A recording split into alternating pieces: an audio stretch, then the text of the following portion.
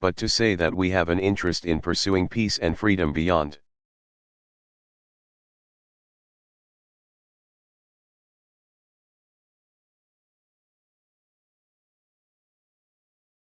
Our borders is not to say that every problem has a military solution.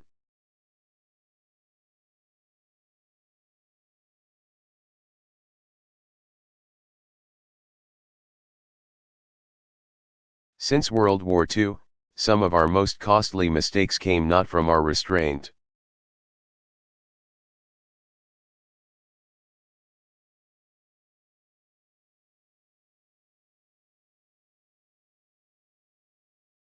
but from our willingness to rush into military adventures without thinking through the consequences, without building international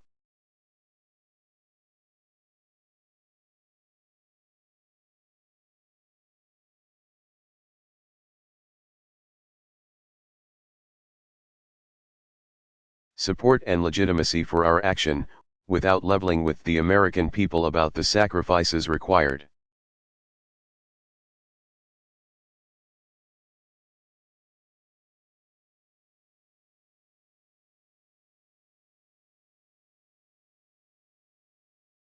Tough talk often draws headlines, but war rarely conforms to slogans.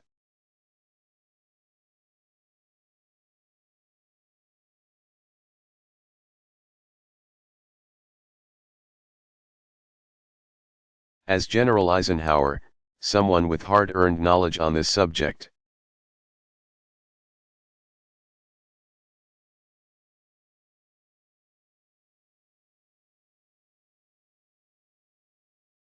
said at this ceremony in 1947, "War is mankind's most tragic and stupid folly."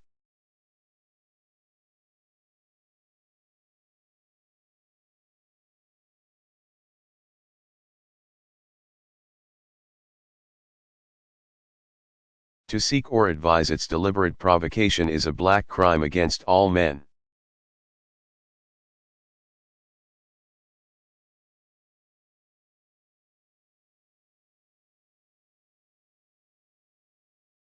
Like Eisenhower, this generation of men and women in uniform know all too well the wages of war.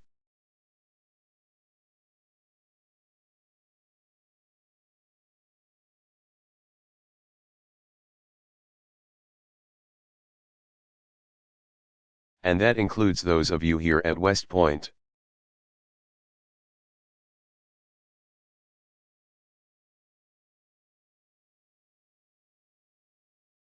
Four of the service members who stood in the audience when I announced the surge of our forces in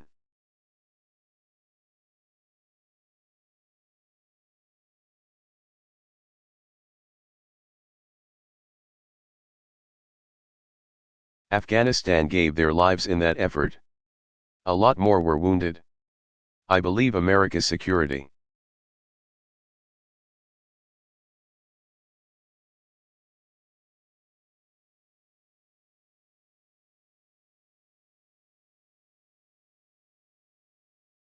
demanded those deployments. But I am haunted by those deaths. I am haunted by those wounds. And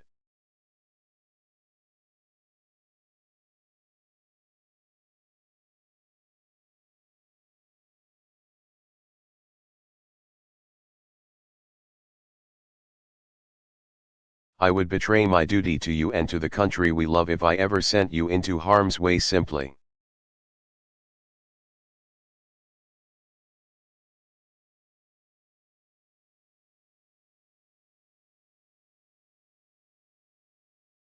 because I saw a problem somewhere in the world that needed to be fixed.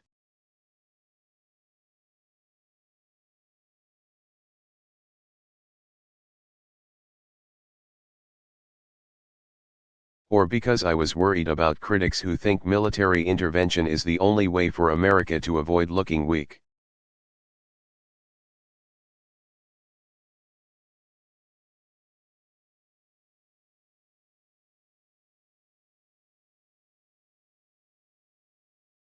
Here's my bottom line: America must always lead on the world stage.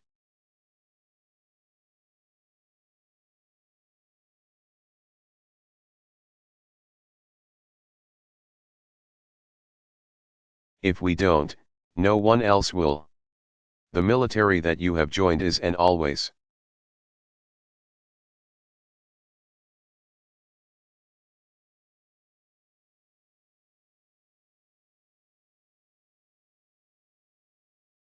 will be the backbone of that leadership. But US military action cannot be.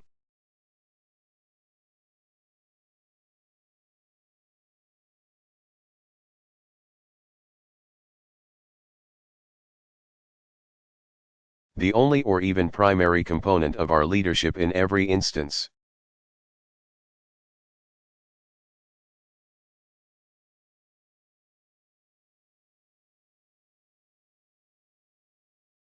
Just because we have the best hammer does not mean that every problem is a nail.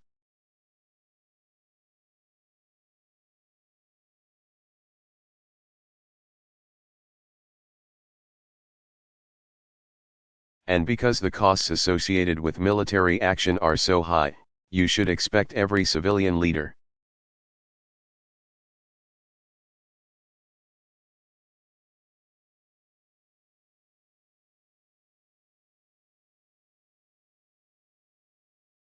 and especially your commander-in-chief to be clear about how that awesome power should be used.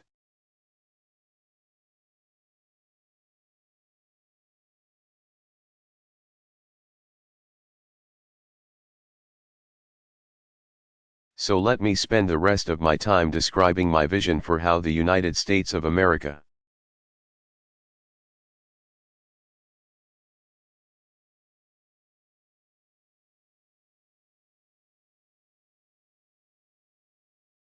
and our military should lead in the years to come, for you will be part of that leadership.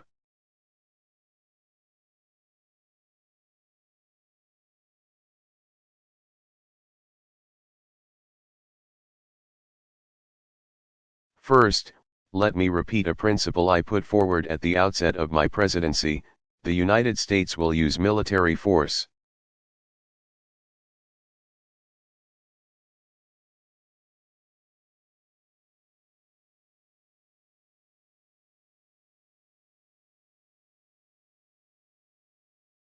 Unilaterally if necessary, when our core interests demand it, when our people are threatened.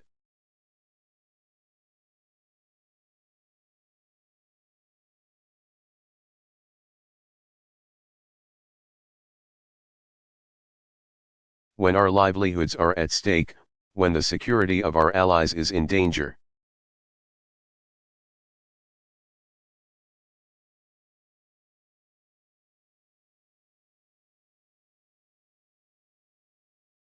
In these circumstances, we still need to ask tough questions about whether our actions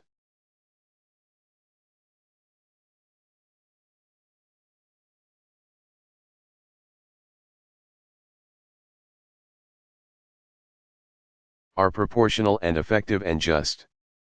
International opinion matters.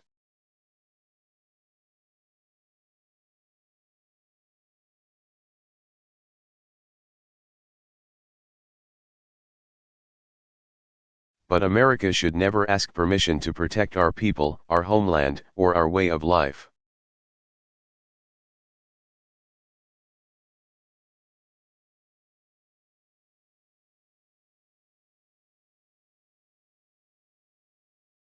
On the other hand, when issues of global concern do not pose a direct threat to the United States,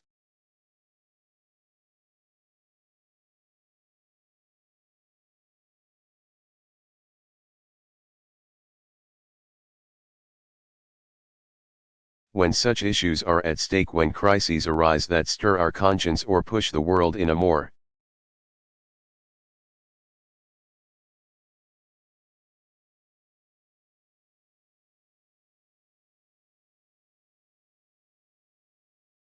dangerous direction but do not directly threaten us, then the threshold for military action must be higher.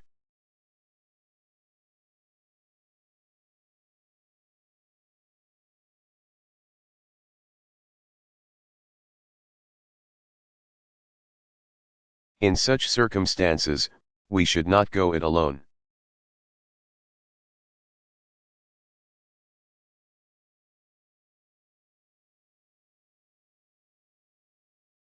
Instead, we must mobilize allies and partners to take collective action.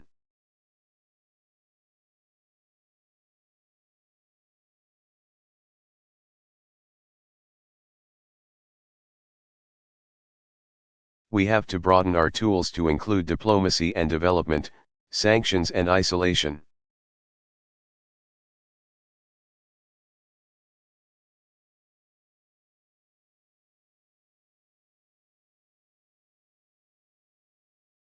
Appeals to international law, and, if just, necessary and effective, multilateral military action.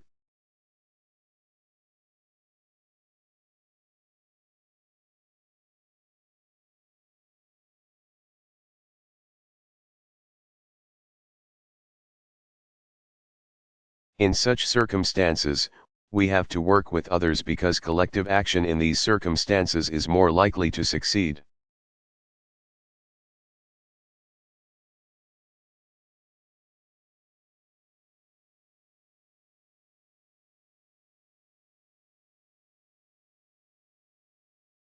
More likely to be sustained, less likely to lead to costly mistakes.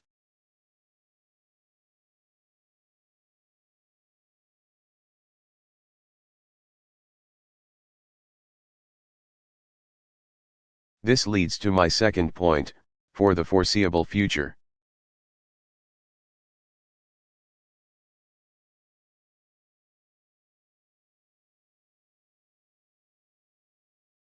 The most direct threat to America at home and abroad remains terrorism.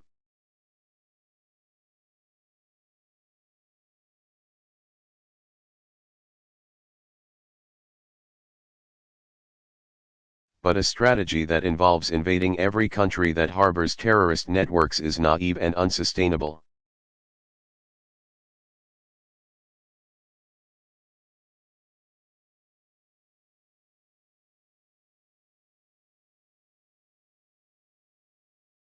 I believe we must shift our counter-terrorism strategy drawing on the successes and shortcomings of our experience.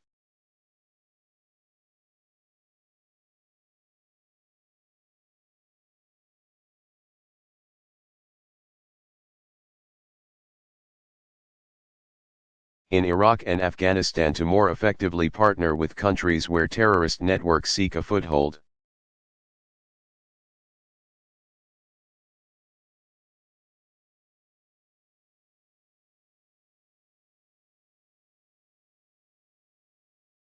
And the need for a new strategy reflects the fact that today's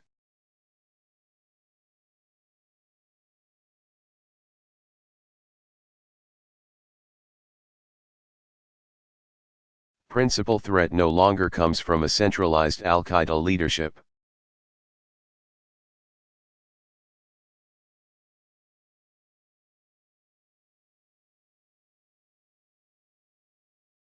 Instead, it comes from decentralized Al-Qaeda affiliates and extremists.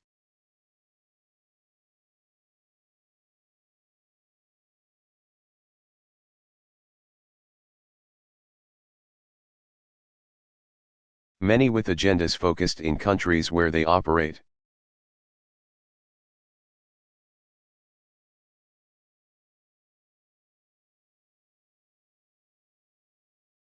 And this lessens the possibility of large-scale 9/11 style attacks against the homeland.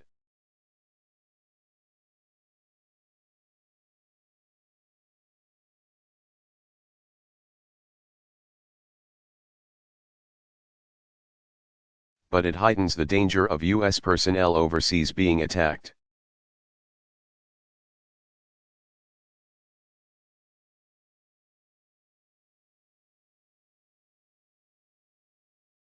As we saw in Benghazi. It heightens the danger to less defensible targets, as we saw in a shopping mall in Nairobi.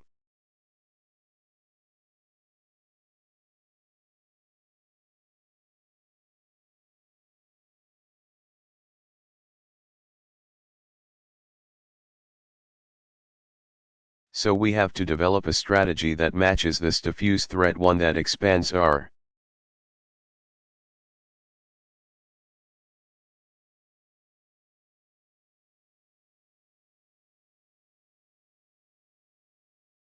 reach without sending forces that stretch our military too thin, or stir up local resentments.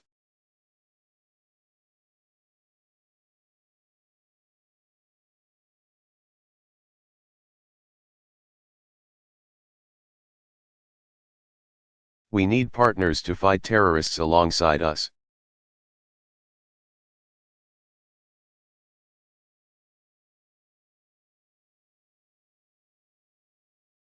And empowering partners is a large part of what we have done and what we are currently doing in Afghanistan.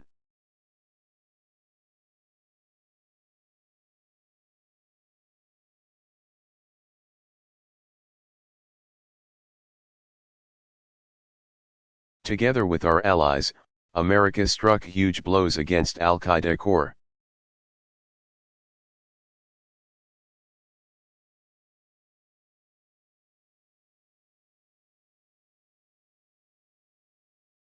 And pushed back against an insurgency that threatened to overrun the country.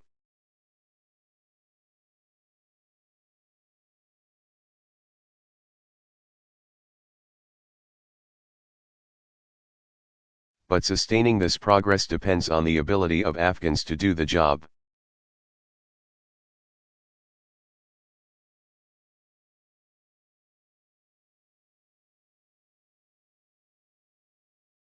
And that's why we trained hundreds of thousands of Afghan soldiers and police.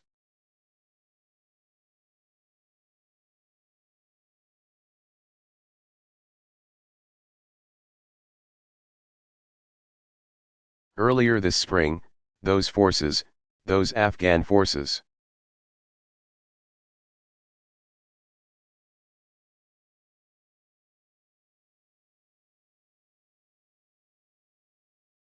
secured an election in which Afghans voted for the first democratic transfer of power in their history.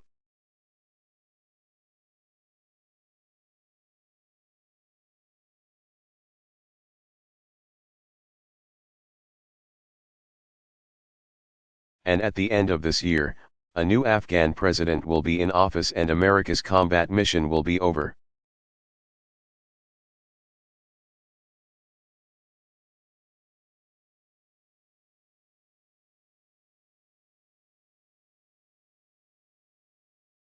Now, that was an enormous achievement made because of America's armed forces.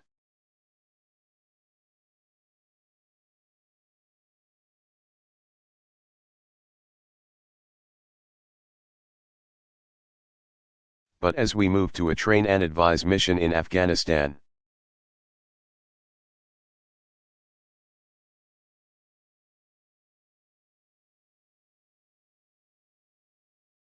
our reduced presence allows us to more effectively address emerging threats in the Middle East and North Africa.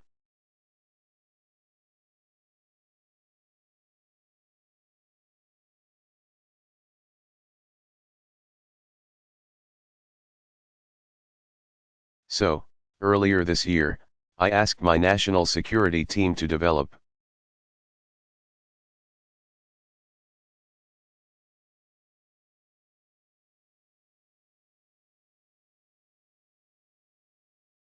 a plan for a network of partnerships from South Asia to the Sahel.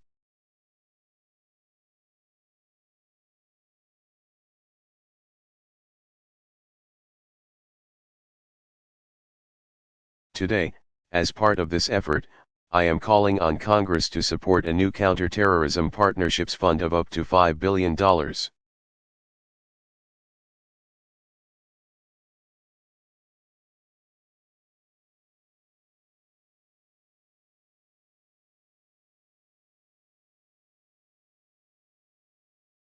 Which will allow us to train, build capacity, and facilitate partner countries on the front lines.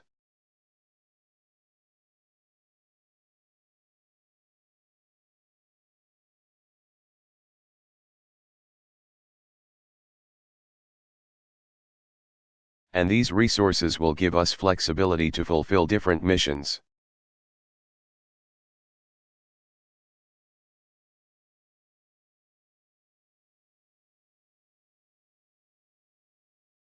Including training security forces in Yemen who have gone on the offensive against Al-Qaeda.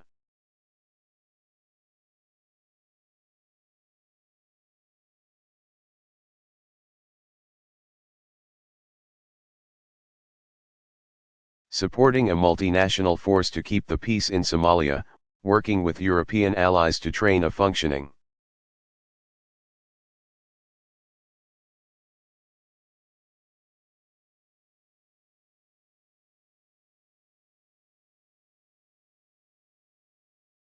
security force and border patrol in Libya, and facilitating French operations in Mali.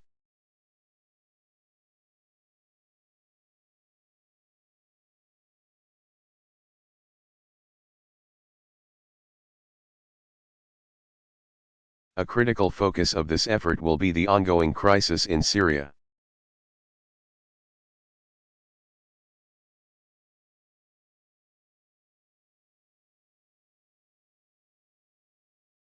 As frustrating as it is, there are no easy answers.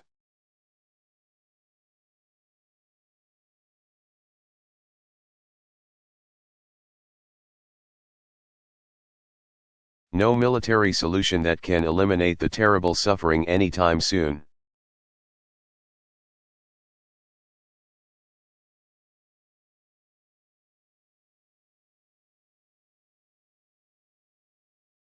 As president, I made a decision that we should not put American troops into the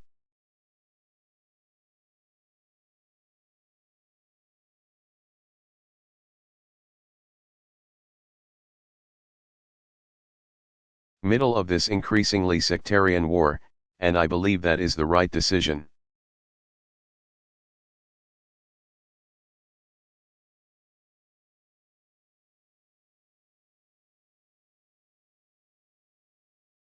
But that does not mean we shouldn't help the Syrian people.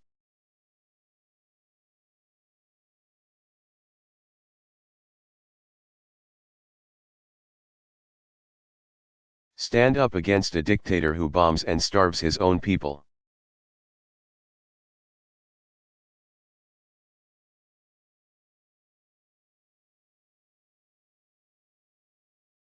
And in helping those who fight for the right of all Syrians to choose their own future.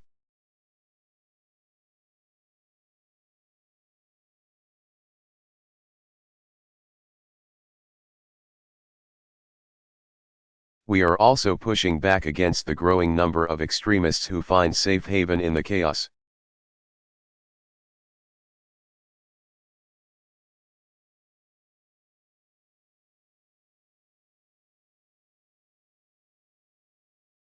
So with the additional resources I'm announcing today,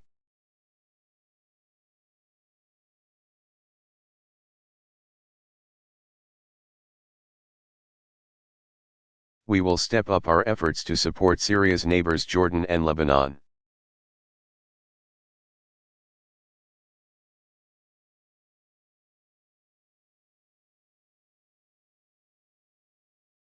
Turkey and Iraq as they contend with refugees and confront terrorists working across Syria's borders.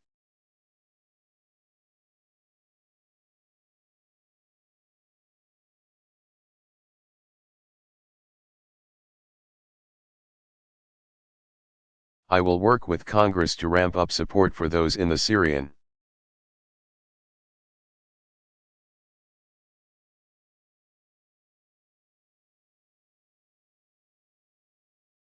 opposition who offer the best alternative to terrorists and brutal dictators.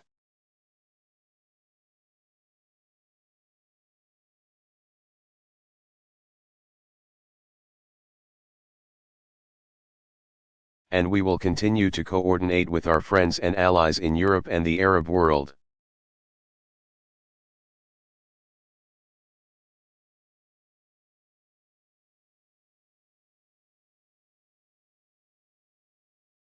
To push for a political resolution of this crisis, and to make sure that those countries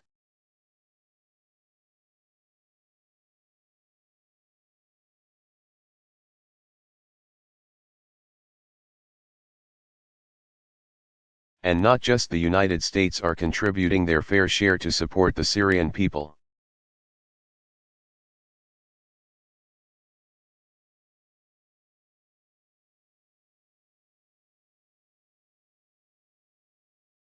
Let me make one final point about our efforts against terrorism.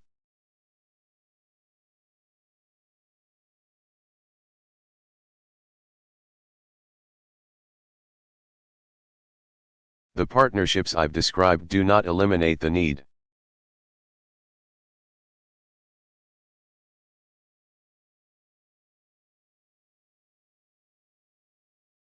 to take direct action when necessary to protect ourselves.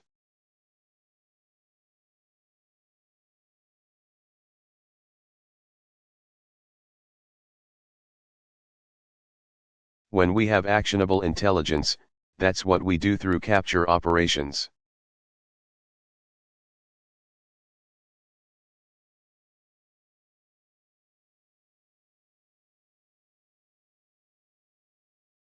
Like the one that brought a terrorist involved in the plot to bomb our embassies in 1998 to face justice.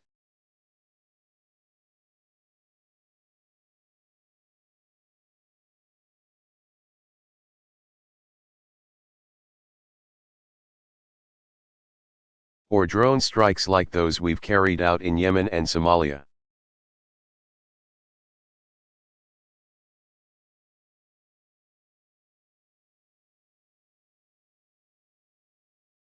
There are times when those actions are necessary, and we cannot hesitate to protect our people.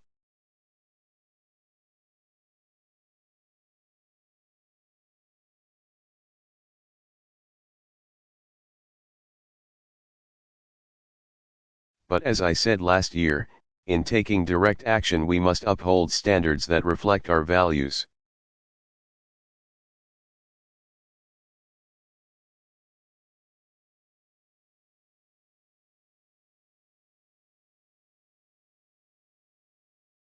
That means taking strikes only when we face a continuing, imminent threat.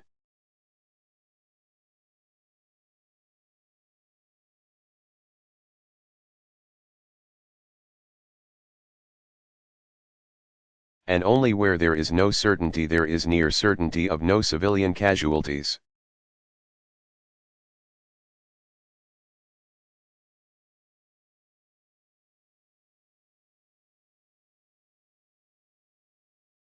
For our actions should meet a simple test, we must not create more enemies than we take off the battlefield.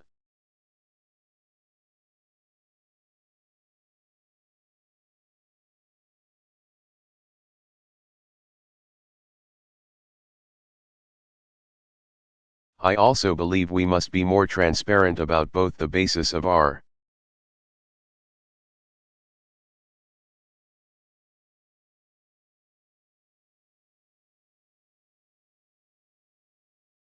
counterterrorism actions and the manner in which they are carried out.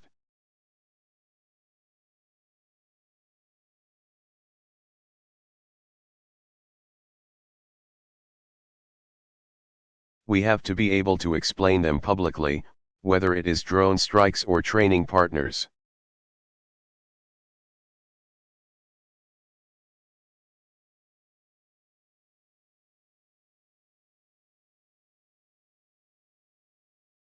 I will increasingly turn to our military to take the lead.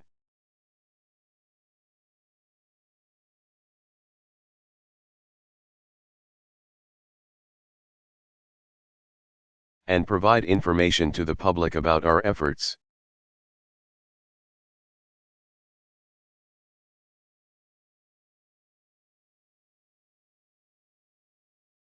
Our intelligence community has done outstanding work, and we have to continue to protect sources and methods.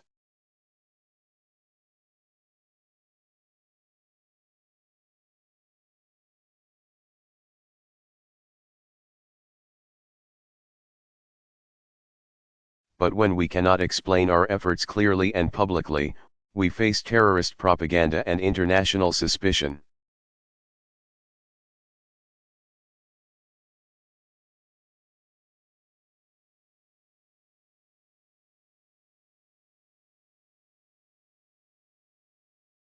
We erode legitimacy with our partners and our people, and we reduce accountability in our own government.